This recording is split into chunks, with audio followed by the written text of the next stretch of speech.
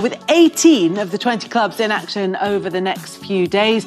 It starts on Tuesday with Brighton against Nottingham Forest, Crystal Palace against Wolves. Wednesday, Bournemouth, Southampton, Brentford take on Chelsea, Liverpool at home to West Ham, Newcastle up against Everton, Manchester United against Spurs, and that one is really one to look forward to. Fulham up against Aston Villa, Leicester City against Leeds United, but we are going to focus on the standout fixture of the week, which is Manchester United against Spurs, fifth in the table against third at Old Trafford. Manchester United against Spurs, always another one that's always a good fixture, or at least an interesting fixture, or one that feels it has some significance. Do we know what Erik ten Hag's Manchester United looks like, what he wants it to look like now? I think reading Luke Shaw's comments, saying that he can see what's happening in training, it's going to take time for it to get into the games, for the confidence to come through, especially with like Eriksen missing as well. But they want to play quick, they want to play through the lines, they want to create chances.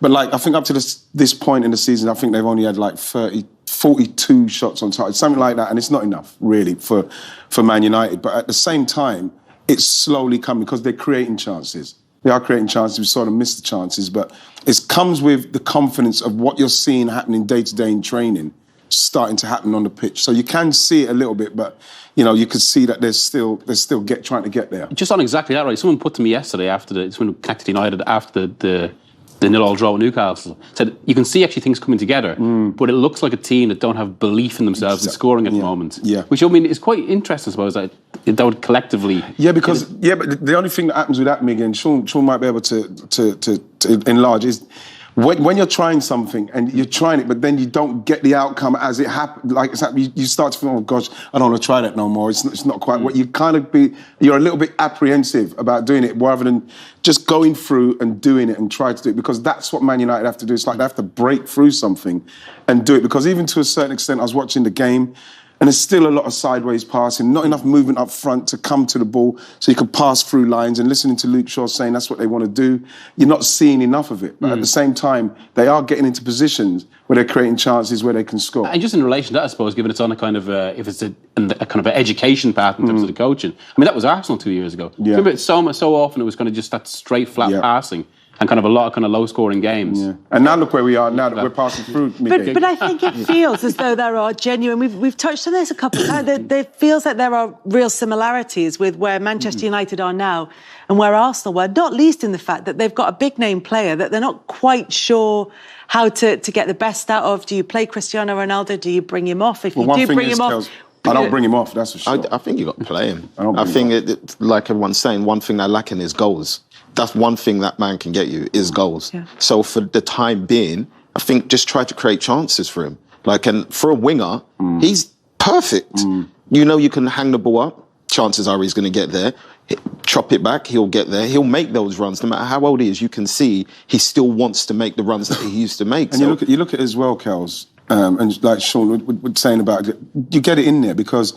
Unfortunately for Marcus, that header, he's trying to be very precise from where he was.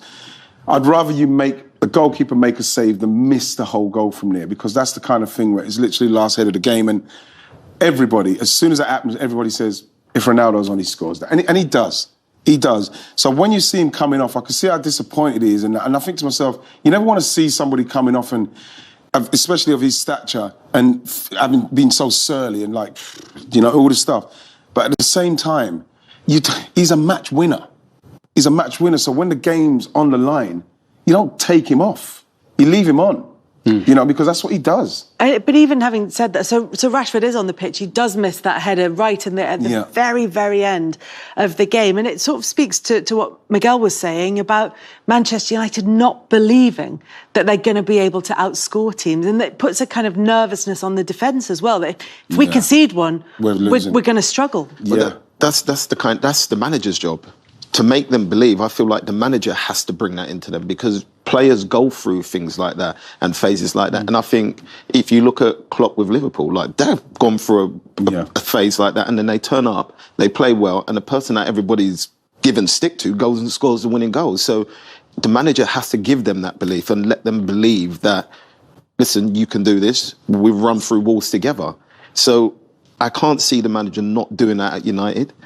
because that seems like the person he is, and they have all the qualities there. Have you ever found yourself in the situation where a manager comes in and everyone's on board with the message, they're all kind of buying into it in training, but it doesn't quite happen in games? It feels as though with what you were saying about Luke Shaw's comments, that everybody understands what Ten Hag wants to do, but when they get onto the pitch, they've lost one game and drawn one in the last 7. There's 5 wins in there, and it's been, some of the performances have been a lot better than what we saw yesterday. But that sometimes there's only so many times that you can try what the manager wants you to do without it bearing fruit. That at some stage you go, okay, but Kels, I can't keep doing this. You have to believe in the process, because that's how the manager... But for how long? Yeah, but until you start to, take the chances, then you start winning games, then all of a sudden you take more of those chances, then you start playing better, then you start to feel like, oh, we're more confident with what we're doing, and then you keep doing it, because it's not like, okay, because they lose confidence when they're doing it, I'm going to change again. You can't do that. They've got to blast through that. And it's the same thing, like the way they blasted it through, Rashford went through, and I couldn't understand why he didn't go for goal. And again, that's a confidence thing. And what the manager's got to do is just got to continue to give him confidence. Is that where the Ronaldo issue kind of maybe causes a little bit of a complication? I remember hearing similar when he went to Juventus. It was exact same time as Juventus tried to change approach to something like what Arteta would play or what Guardiola would play. But it was difficult to impose, because when you had Ronaldo, he was always the outball. Yeah. So it almost kind of, he'll get you the win, but it delays the learning process. Is that, if you know what I mean? Yes, I know exactly what you mean. And that's what's happening at Man United. You like to feel that Ten Hag, if he didn't have Cristiano Ronaldo, he probably would he might be further on with what he's trying to do. But, you take So it's a bit like teaching a kid how to do long division, but if you just give them a calculator, they'll never learn. Exactly. And Ronaldo's like the calculator. He's like you can't, it's like the cheat code. Yeah. You know what I mean? So he's there, and like he wants to do something, but he's got this superstar legend of the game that he has to do something with. And so, unfortunately, again, for me, he's taken him off. And when you feel like if he was on, they'd probably win the game. So how does that help the team? How does it work? Because I say, Rashford had 2 chances that you'd like to feel that if Ronaldo had those chances running through, he probably does better with them. But at the same time, Ten Hag's trying to play a brand of football that is going to be here whether Ronaldo's there or not. That's what he's trying to do it, but he's there and it's kind of hindering him. It's interesting that they come up against Spurs, because Conte very clearly has a definite way that he wants them to approach their games. It's a bit different from what he's done previously, but there's definitely a Spurs blueprint in there. Yeah, it's actually, I've been surprised at how, now apparently Conte doesn't like his football being described as counter-attacking, and if you bring it up in a press conference, he will correct you. Really? But, yeah, apparently, but it is very different. You now want to interview Conte and tell him about counter-attacking, don't you? But it's very different to what he did with Juventus and with Italy, and to a certain extent, some with Chelsea. Although I think he kind of did lean into that with Chelsea gradually. Now I've been told separately by people who know him in Italy that there's a thinking that one of the reasons that Spurs look a little bit stale at the moment is because he's trying to conserve their energy and their kind of their physical output for the season for after the World Cup. Right. So he's consciously kind of having them playing a bit more restrained right now, and that could prove, if it's true, could prove. Did you say restrained? He's just parking the bus. Well, Mourinho got the sack for that, doing the same thing, basically. The thing is, when I watched them at the Emirates again, I don't know what else you'd call them. You don't call them counter-attacking, simply because they were so deep in their own box. There's no other way that you can describe how they were playing.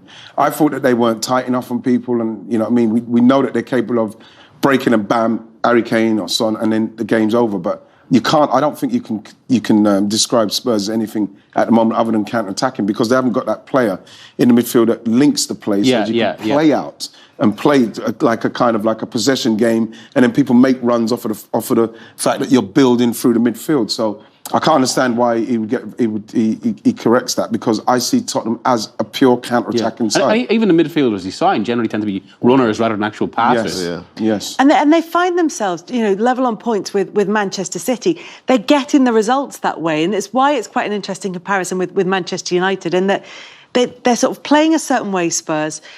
The fans aren't particularly buying into it. I know quite a few Spurs fans who've been saying, not been that good this season. Even not, I mean, North London derby aside, even in the games we've been getting results, we've not been playing that well.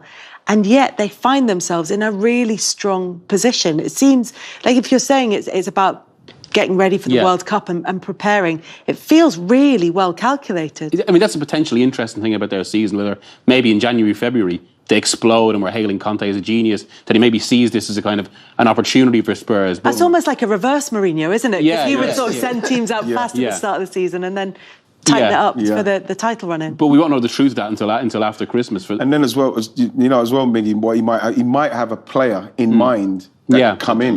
You don't know that. Like with them, when they're fitness and them just staying amongst it, it feels at the moment like they're creeping up. No one's speaking about them too much. Everybody's talking about how they're not this or they're not that. But at the same time, we've got an elite manager with elite players in Tottenham's side.